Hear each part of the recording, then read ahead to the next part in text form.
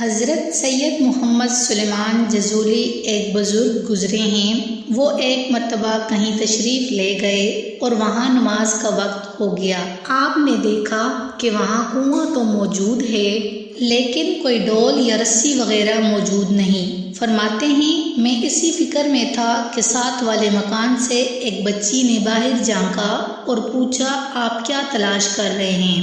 میں نے کہا بیٹی میں نے وضو کرنا ہے لیکن پانی نکالنے کے لیے کوئی ذریعہ نہیں۔ اس نے پوچھا آپ کا نام کیا ہے؟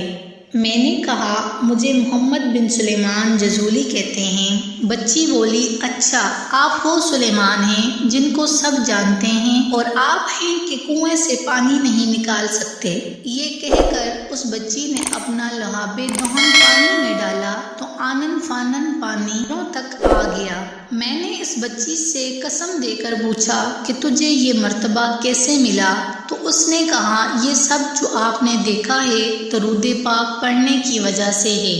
یہ سن کر میں نے عہد کیا کہ درود پاک کے متعلق کتاب لکھوں گا۔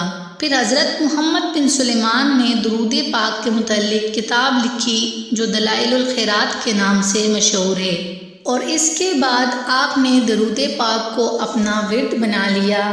اور آپ کے متعلق مشہور ہے کہ آپ کی قبر سے کستوری کی خوشبو آیا کرتی تھی۔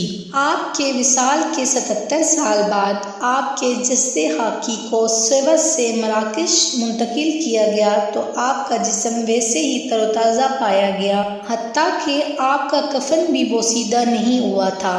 وصال سے قبل آپ نے خط بنوایا تھا جو تر و تازہ تھا، حتیٰ کہ کسی نے آزمائش کے لیے آپ کے رخسار پر انگلی رکھ کر دبایا تو وہ جگہ سفید ہو گئی اور تھوڑی دیر بعد پھر سرخ ہو گئی، جیسے زندوں کے جسم میں خون کی روانی کے باعث ہوتا ہے۔